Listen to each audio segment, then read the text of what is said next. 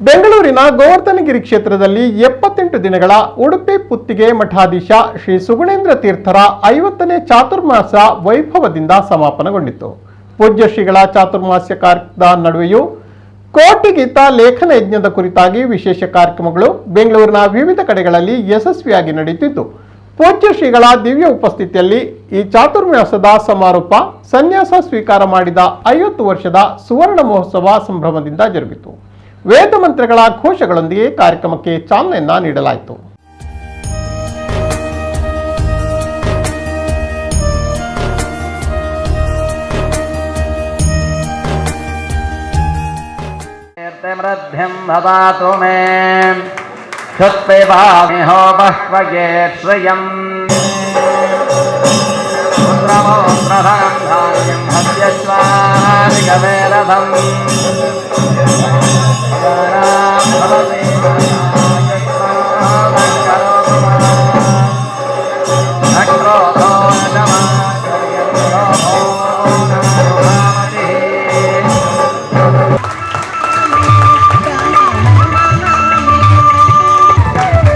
ಪ್ರಥಮ ಪರ್ಯಾಯದ ಒಂದು ಅಪರೂಪದ ಚಿತ್ರ.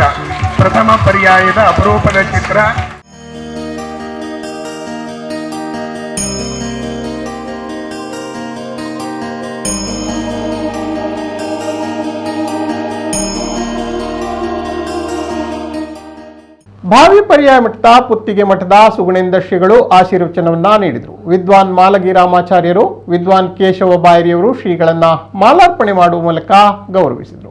ಸುವರ್ಣ ಚಾತುರ್ಮಾಸ್ಯವನ್ನು ಎಲ್ಲ ಭಕ್ತರು ಸೇರಿ ಸುವರ್ಣಮಯವನ್ನಾಗಿ ನೀವು ಮಾಡಿದ್ದೀರಿ. 2 ರೀತಿಯ ಸುವರ್ಣವನ್ನು ಸಮರ್ಪಣೆ ಮಾಡಿದ್ದೀರಿ.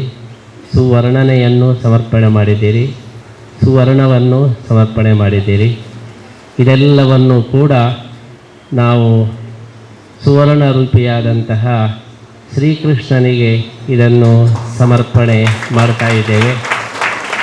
ನೀವು ಕೊಟ್ಟ ಸುವರ್ಣ ಅಭಿಷೇಕ ಏನಿದೆ, ಇದನ್ನು ನಾವು ಸಂಕಲ್ಪ ಮಾಡಿದ ಶ್ರೀಕೃಷ್ಣನ ಸುವರ್ಣ ರಥಕ್ಕೆ ಚಾತುರ್ಮಾಸ್ಯ ಸಮಿತಿಯ ಮೊದಲ ಕಾಣಿಕೆ ಎಂಬುದಾಗಿ ಪಾರ್ಥಸಾರಥಿ ಸುವರ್ಣ ರಥಕ್ಕೆ ಈ ಸುವರ್ಣ ಅಭಿಷೇಕದ ಎಲ್ಲ ನಾಣ್ಯಗಳನ್ನು ಕೂಡ ನಾವು ಸಮರ್ಪಣೆ ಮಾಡುವ ಮೂಲಕ ನಿಮ್ಮ ಎಲ್ಲ ಸುವರ್ಣನೆಯನ್ನು ಕೂಡ ಕೃಷ್ಣನಿಗೆ ನಾವು ಅರ್ಪಣೆ ಮಾಡ್ತಾ ಎಲ್ಲ ಭಕ್ತರಿಗೂ ಚಾತುರ್ಮಾಸ್ಯ ಸಮಿತಿಯವರಿಗೂ ಆ ಒಂದು ಸೇವೆಯ ರಶೀದಿಯನ್ನು ಶ್ರೀಕೃಷ್ಣನೇ ಕಳಿಸಿಕೊಡಬೇಕು ಅಂತ ಹೇಳಿ ನಾವು ಪ್ರಾರ್ಥನೆ ಮಾಡ್ತಾ ಇದ್ದೇವೆ.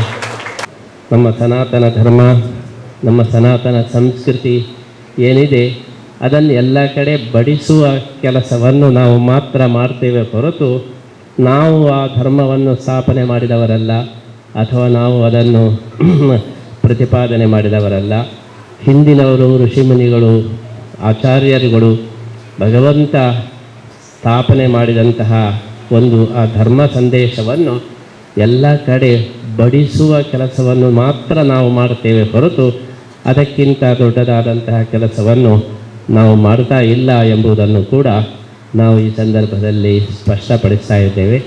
ರಾಜ್ಯದ ಆರೋಗ್ಯ ಸಚಿವ ದಿನೇಶ್ ಗುಂಡೂರಾವ್ ಅವರು ಸರ್ಕಾರದ ಪರವಾಗಿ ಶುಭ ಹಾರೈಸಿದರು.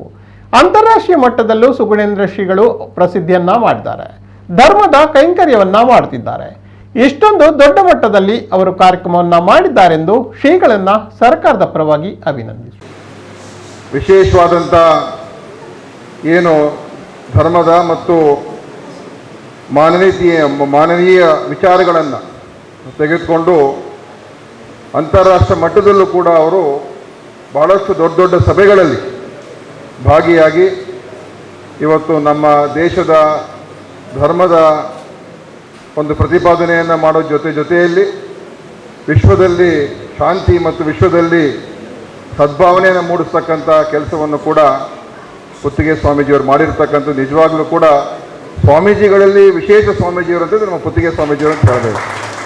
ಯಾರೂ ಸಾಮಾನ್ಯವಾಗಿ ಇಷ್ಟೊಂದು ದೊಡ್ಡ ಮಟ್ಟದಲ್ಲಿ ಬೇರೆ ಬೇರೆ ಕಡೆ ಹೋಗಿ ಪ್ರವಾಸ ಮಾಡುವಂಥದ್ದು, ಓಡಾಡುವಂಥದ್ದು ಅಷ್ಟು ಸುಲಭವಾಗಿ ಮಾಡೋಕ್ಕೆ ಹೋಗೋದಿಲ್ಲ. ಭಾಳ ಅವರ ಒಂದು ಇತಿಮಿತಿಗಳಲ್ಲೇ ಇರ್ತಾರೆ. ಆದರೆ ನಮ್ಮ ಪುತ್ತಿಗೆ ಸ್ವಾಮೀಜಿಯವರು ಜನರ ಹತ್ರ ಹೋಗುವಂಥ ಕೆಲಸ ಮಾಡಿದ್ದಾರೆ, ಜನರನ್ನು ಆಕರ್ಷಣೆ ಮಾಡುವಂಥ ಕೆಲಸ ಮಾಡಿದ್ದಾರೆ.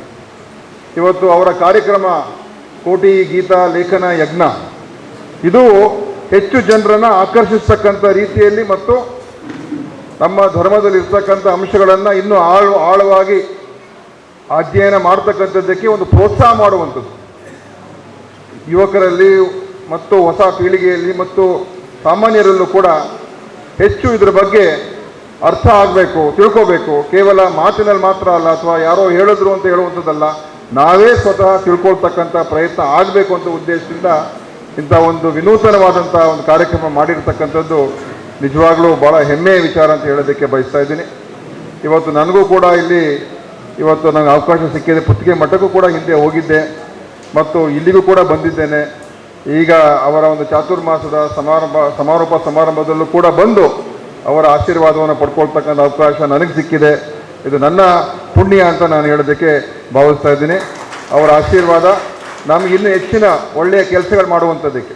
ಖ್ಯಾತ ಚಲನಚಿತ್ರ ನಿರ್ದೇಶಕ ರಾಜೇಂದ್ರ ಸಿಂಗ್ ಬಾಬು ಅವರು ಮಾತನಾಡಿ, ಇದೊಂದು ಎಲ್ಲರೂ ಸಂಭ್ರಮ ಪಡಬೇಕಾದ ವಿಚಾರವಾಗಿದೆ. ನಮ್ಮ ತಾಯಿ ಉಡುಪಿ ಕಡೆಯವರಾಗಿದ್ದು ಕೃಷ್ಣಮಠ ನಮಗೆ ತುಂಬಾ ಹತ್ತಿರ. ಕೃಷ್ಣನ ಪರವಾಗಿ ಒಂದು ಚಲನಚಿತ್ರ ಮಾಡಬೇಕೆಂಬ ಆಸೆಯನ್ನ ಶ್ರೀಗಳಲ್ಲಿ ಅರಿಕೆ ಮಾಡಿದ್ದೇನೆಂದು ಹೇಳಿದರು. ಗುರುಗಳ ಮುಂದೆ ನಿಂತು ಅವರ ಆಶೀರ್ವಾದ ತಗೊಂಡು ಮಾಡೋವಂಥದ್ದು ಎಷ್ಟೋ ಜನ್ಮದ ಪುಣ್ಯ. ಏಕೆಂದರೆ ಎಲ್ಲ ಗುರು ಆಶೀರ್ವಾದನೇ ಭಾಳ ಮುಖ್ಯ ಪ್ರತಿಯೊಂದಕ್ಕೂ. ಅದಕ್ಕೇ ಮಾತೃದೇವೋ ಭವ ಗುರುದೇವೋ ಭವ ಹೇಗೆ ಹೇಳಿದ್ದಾರೆ, ಅದು ಗುರು ಅನ್ನೋದು ಭಾಳ ಮುಖ್ಯ. ಏಕೆಂದರೆ ನಮ್ಮ ತಾಯಿ ಉಡುಪಿಯವರು, ಆದ್ದರಿಂದ ನನಗೆ ಕೃಷ್ಣ ಮಠ ಭಾಳ ಹತ್ತಿರ. ಅದರಲ್ಲೂ ಪುತ್ತಿಗೆ ಸ್ವಾಮಿಯವರ ಮಠಕ್ಕೆ ನಾನು 4-5 ಸರಿ ಹೋಗಿದ್ದೀನಿ. ಇಲ್ಲೂ ಬಂದು ನನ್ನ ಒಂದು ಆ್ಯಂಬಿಷನ್ ಫಿಲಮು ಶ್ರೀ ಕೃಷ್ಣಲೀಲಾ ಮಾಡಬೇಕು ಅಂತ ಒಂದು ಆಸೆನ ಅವ್ರ ಹತ್ರ ಹಂಚ್ಕೊಂಡಿದ್ದೆ ನಾನು. ನನಗೆ ಭಗವದ್ಗೀತೆ ದಿನ 2 ಲೈನ್ ಬರೀಬೇಕು ಅಂತ ಹೇಳಿದರು. 2 ಲೈನ್ ಬರೀತಾ ಅದರ ವಿಷಯಗಳು ಎಷ್ಟು ವಿಷಯ ಇದೆ ಅಂದರೆ ಈ ಪ್ರಪಂಚನೇ ಅದರಲ್ಲಿದೆ. ಅದನ್ನು ನಾನು ಸ್ವಾಮಿಯವರಿಗೆ ಕೇಳೋದು ಏನು ಅಂದರೆ, ಇದನ್ನು ಸರಳೀಕರಣ ಮಾಡಿ ವಿಡಿಯೋಗಳ ಥರ ಮಾಡಿ, ನಮ್ಮ ಕನ್ನಡದ ಬೇಕು, ಬೇರೆ ತಮಿಳು ತೆಲುಗು ಇವ್ರುಗಳದೇ ಇದೆ. ಸರಿಯಾದ ಒಂದು ಭಗವದ್ಗೀತೆ ಇದು ಕನ್ನಡದಲ್ಲಿ ಬರಬೇಕಾದ್ರೆ ಸ್ವಾಮಿಗಳ ಮನಸ್ಸು ಮಾಡಿ ಅದಕ್ಕೆ ಏನು ಬೇಕು ನಾನು ನಿಂತ್ಕೊಂಡು ಅದನ್ನು ಯಾವ ಥರ ಶೂಟ್ ಮಾಡಿ, ಯಾರನ್ನ ಒಳ್ಳೊಳ್ಳೆ ಸ್ಯಾನ್ಸ್ಕ್ರಿಟ್ ಸ್ಕಾಲರ್ಸ್ ಇದ್ದಾರೆ ಅವ್ರಿಗೆಲ್ಲ ಅದನ್ನು ಎಕ್ಸ್ಪ್ಲೈನ್ ಮಾಡಿಸಿ ಅದನ್ನು ಕರ್ನಾಟಕ ಒಂದೇ ಅಲ್ಲ ಪ್ರಪಂಚದಲ್ಲೆಲ್ಲ ಹಂಚಬೇಕು ಅನ್ನೋದು ಕನ್ನಡಿಗರಿಗೆ ನನ್ನ ಒಂದು ಆಸೆ. ಅದಕ್ಕೆ ನಾನು ಯಾವಾಗಲೂ ಸದಾ ಸಿದ್ಧ. ಇನ್ನು ಇದೇ ಸಂದರ್ಭ ಶ್ರೀಗಳು ಭಕ್ತರಿಂದ ವಿಶೇಷ ಪೂಜೆಯನ್ನ ಸ್ವೀಕರಿಸಿಕೊಂಡರು. ಎಲ್ಲ ಭಕ್ತರು ಸೇರಿ ನನ್ನನ್ನು ಹರಸಿದ್ದೀರಿ. ಶ್ರೀಕೃಷ್ಣನ ಪೂಜಾ ಕಾರ್ಯ ಮಾಡಲು ಸಿಕ್ಕಿರುವುದು ಪುಣ್ಯದ ಫಲ. ಭಕ್ತರು ನನಗೆ ಅರ್ಪಣೆ ಮಾಡಿದ ಎಲ್ಲವನ್ನ ನಾವು ಶ್ರೀಕೃಷ್ಣನಿಗೆ ಸಮರ್ಪಣೆ ಮಾಡಿದ್ದೇವೆ. ನೀವು ಕೊಟ್ಟ ಸುವರ್ಣಾಭಿಷೇಕ ಸಂಕಲ್ಪ ಮಾಡಿದ ಸುವರ್ಣ ರಥಕ್ಕೆ ಅರ್ಪಣೆ ಮಾಡುತ್ತೇವೆ ಎಂದರು. ಎಲ್ಲ ಸಮಿತಿಯ ಭಕ್ತರಿಗೂ ಕೃಷ್ಣ ಅನುಗ್ರಹ ಮಾಡಲಿ ಎಂದು ಹರಸಿದರು. ಇನ್ನು ತಮ್ಮ ಪರ್ಯಾಯ ಉತ್ಸವವನ್ನ ನಡೆಸುವ ಬಗ್ಗೆ ಹಾಗೂ ಕೋಟಿ ಗೀತಾ ಲೇಖನ ಯಜ್ಞದ ಕುರಿತಂತೆ ಶ್ರೀಗಳು ಲೋಕಕ್ಕೆ ನೀಡುವ ಸಂದೇಶವನ್ನು ಕೂಡ ಇದೇ ಸಂದರ್ಭದಲ್ಲಿ ನೀಡಿದರು. ಒಂದು ಪಾರ್ಥಸಾರಥಿ ಸುವರ್ಣ ರಥವನ್ನು ಸಮರ್ಪಣೆ ಮಾಡಬೇಕು ಅಂತ ಸಂಕಲ್ಪ ಮಾಡಿದ್ದೇವೆ. ಗರ್ಭಗುಡಿಯ ಒಳಗಡೆ ಸುವರ್ಣ ರಥ ಉತ್ಸವಕ್ಕೋಸ್ಕರ ಕೃಷ್ಣ ಗೀತೆಯನ್ನು ಉಪದೇಶ ಮಾಡಿದಾಗ ಅರ್ಜುನನ ಜೊತೆಗೆ ಯಾವ ಮಾದರಿಯ ರಥದಲ್ಲಿ ಕೂತು ಉಪದೇಶ ಮಾಡಿದರೋ ಅದೇ ರೀತಿಯ ಒಂದು ಬಂಗಾರದ ಸುವರ್ಣ ರಥವನ್ನು ಕೃಷ್ಣನಿಗೆ ಸಮರ್ಪಣೆ ಮಾಡುವ ಮೂಲಕ ಪ್ರತಿನಿತ್ಯ ಗರ್ಭಗುಡಿಯ ಒಳಗಡೆ ಕೃಷ್ಣನಿಗೆ ರಥೋತ್ಸವ ಆಗಲಿಕ್ಕೂ ಒಂದು ಅನುಕೂಲವಾಗ್ತದೆ. ಈಗಾಗಲೇ ರಥಬೀದಿಯಲ್ಲಿ ಸುವರ್ಣ ರಥದ ಒಂದು ನಿರ್ಮಾಣ ಆಗಿದೆ. ಇದು ಗರ್ಭಗುಡಿಯ ಸುತ್ತ ಮಳೆ ಬಂದರೂ ಕೂಡ ನಾವು ಉತ್ಸವವನ್ನು ಮುಂದುವರಿಸುವ ಹಾಗೆ ಈ ಒಂದು ಸುವರ್ಣ ರಥದ ಸಂಕಲ್ಪವನ್ನು ಕೂಡ ನಾವು ಮಾಡಿದ್ದೇವೆ. ಬರುವ ವರ್ಷ ನಾವು ಸ್ವಾಮಿಗಳಾಗಿ 50 ವರ್ಷ ಆಗ್ತಾ ಇದೆ ಸುವರ್ಣ ಉತ್ಸವ ಜುಬಿಲಿ. ಅದಕ್ಕೋಸ್ಕರ ಅದರ ನೆನಪಿಗಾಗಿ ಕೃಷ್ಣನಿಗೆ ಒಂದು ಪಾರ್ಥಸಾರಥಿ ಸುವರ್ಣ ರಥವನ್ನು ಸಮರ್ಪಣೆ ಮಾಡಬೇಕು. ಕೋಟಿ ಗೀತಾ ಲೇಖನ ಯಜ್ಞದ ನೆನಪಿಗಾಗಿ ಸಮರ್ಪಣೆ ಮಾಡಬೇಕು ಅಂತ ನಾವು ಸಂಕಲ್ಪ ಮಾಡಿದ್ದು. ಶ್ರೀಕೃಷ್ಣ ಗೀತೆಯಲ್ಲಿ ಘೋಷಣೆ ಮಾಡಿದ್ದಾನೆ, ಯಾರಿಗೆ ನನ್ನ ವಿಶೇಷ ಅನುಗ್ರಹದ ಅಪೇಕ್ಷೆದೆಯೋ ಅವರು ನನ್ನ ಗೀತೆಯನ್ನು ಓದಬೇಕು. ಅಧ್ಯೇಶ್ಯತೆ ಚ ಯೈಮಂ ಧರ್ಮ್ಯಂ ಸಂವಾದಮಾವಯೋ ಜ್ಞಾನಯಜ್ಞೇನ ತೇನಾಹಂ ಇಷ್ಟಸ್ಯಾಮಿತಿ ಮೇ ಮತಿ ನ ಚ ತಸ್ಮಾನ್ ಮನುಷ್ಯೇಶು ಕಶ್ಚಿನ್ಮೇ ಪ್ರಿಯಕೃತ್ತಮಃ ಅಂತ ಹೇಳಿ ಶ್ರೀಕೃಷ್ಣ ಗೀತೆಯ ಕೊನೆಯಲ್ಲಿ ಯಾರು ನನ್ನ ಗೀತೆಯನ್ನು ಓದ್ತಾರೋ ಅವರಕ್ಕಿಂತ ಆಪ್ತರಾದ ಭಕ್ತರು ಈ ಭೂಲೋಕದಲ್ಲೇ ಇಲ್ಲ ಅಂತ ಹೇಳಿ ಘೋಷಣೆ ಮಾಡಿದ್ದಾರೆ. ಆದ್ದರಿಂದ ಕೃಷ್ಣನ ವಿಶೇಷ ಅನುಗ್ರಹ, ಪರಿಪೂರ್ಣ ಅನುಗ್ರಹ ಆಗಬೇಕಾದ್ರೆ ನಾವು ಭಗವದ್ಗೀತೆಯನ್ನು ಜೀವನದಲ್ಲಿ ಒಮ್ಮೆ ಆದರೂ ಬರೆದು ಕೃಷ್ಣನಿಗೆ ಸಮರ್ಪಣೆ ಮಾಡಿದರೆ ಆ ಕೃಷ್ಣನ ವಿಶೇಷ ಅನುಗ್ರಹ ಆಗ್ತದೆ. ಬರುವ 24ನೇ ಇಸವಿ ಜನವರಿ 18ರಂದು ಉಡುಪಿಯಲ್ಲಿ ನಮ್ಮ 4ನೇ ಪರ್ಯಾಯ ಪ್ರಾರಂಭವಾಗಲಿಕ್ಕಿದೆ. 2 ವರ್ಷಗಳ ಕಾಲ ಶ್ರೀಕೃಷ್ಣನ ಸೇವೆಯನ್ನು ಮಾಡುವ ಸೌಭಾಗ್ಯ ನಮ್ಮ ಪಾಲಿಗೆ ಬಂದಿದ್ದು, ಇಂತಹ ಒಂದು ಸೌಭಾಗ್ಯವನ್ನು ಎಲ್ಲ ಆಸ್ತಿಕ ಭಕ್ತರಿಗೂ ಕೂಡ ಹಂಚಬೇಕು ಎಂಬ ಉದ್ದೇಶದಿಂದ ನಮ್ಮ ಪರ್ಯಾಯವನ್ನು ವಿಶ್ವಗೀತಾ ಪರ್ಯಾಯ ಎಂಬುದಾಗಿ ನಾವು ಸಂಕಲ್ಪ ಮಾಡಿದ್ದೇವೆ. ವಿಶ್ವಾದ್ಯಂತ 1 ಕೋಟಿ ಜನ ಭಗವದ್ಗೀತೆಯನ್ನು ಬರೆದು ನಮ್ಮ ಪರ್ಯಾಯ ಕಾಲದ 2 ವರ್ಷಗಳ ಅವಧಿಯಲ್ಲಿ ಆ 1 ಕೋಟಿ ಪುಸ್ತಕಗಳನ್ನು ಉಡುಪಿ ಶ್ರೀಕೃಷ್ಣನಿಗೆ ಸಮರ್ಪಿಸುವ ಮೂಲಕ ಈ ಒಂದು ಪರ್ಯಾಯವನ್ನು ವಿಶ್ವಗೀತಾ ಪರ್ಯಾಯ ಎಂಬುದಾಗಿ ನಾವು ಕನಸು ಕಂಡಿದ್ದೇವೆ. ಅಂತಹ ಒಂದು ಉದ್ದೇಶದಿಂದ ಕೋಟಿ ಗೀತಾ ಲೇಖನ ಯಜ್ಞದ ಒಂದು ದೊಡ್ಡ ಆಂದೋಲನ ಈಗಾಗಲೇ ಪ್ರಾರಂಭವಾಗಿದ್ದು, ವಿಶ್ವಾದ್ಯಂತ ಅನೇಕ ದೇಶಗಳಲ್ಲಿ ಆಸ್ತಿಕ ಮಹಾಶಯರು ಈ ಭಗವದ್ಗೀತೆಯನ್ನು ಬರೆಯಲಿಕ್ಕೆ ಶುರು ಮಾಡಿದ್ದಾರೆ. 1 ಕೋಟಿ ಜನ ಭಗವದ್ಗೀತೆಯನ್ನು ಬರೆದು ಆ ಪುಸ್ತಕವನ್ನು ಅವರು ಉಡುಪಿಗೆ ತಂದು ಕೃಷ್ಣನಿಗೆ ಸಮರ್ಪಣೆ ಮಾಡಬೇಕು. ಆಮೇಲೆ ಕೃಷ್ಣನಿಗೆ ಸಮರ್ಪಣೆ ಮಾಡಿದ ಮೇಲೆ ಆ ಪುಸ್ತಕಕ್ಕೆ ನಾವು ಮುದ್ರೆಯನ್ನು, ಕೃಷ್ಣ ಮಠದ ಮುದ್ರೆಯನ್ನು ಕೂಡ ಹಾಕಿ ನಮ್ಮ ಸಹಿಯನ್ನು ಹಾಕಿ ಪ್ರಸಾದ ರೂಪವಾಗಿ ಆ ಪುಸ್ತಕವನ್ನು ಮತ್ತೆ ಬರೆದವರಿಗೇನೆ ನಾವು ವಾಪಸ್ ಕೊಡ್ತಾ ಇದ್ದೇವೆ. ಆ ಪುಸ್ತಕವನ್ನು ಮನೆಗೆ ತಂದು ದೇವರ ಕೋಣೆಯಲ್ಲಿ ಇಡಬೇಕು. ನಿತ್ಯ ದೇವರ ಪೂಜೆ ಆಗುವ ಹಾಗೆ ನಾವು ಬರೆದ ಭಗವದ್ಗೀತಾ ಪುಸ್ತಕಕ್ಕೂ ಕೂಡ ನಿತ್ಯ ಪೂಜೆ ಆಗಬೇಕು. ನಮ್ಮ ನಂತರ ನಮ್ಮ ಮಕ್ಕಳು ಕೂಡ ಆ ಪೂಜೆಯನ್ನು ಮುಂದುವರಿಸಬೇಕು, ಮೊಮ್ಮಕ್ಕಳು ಕೂಡ.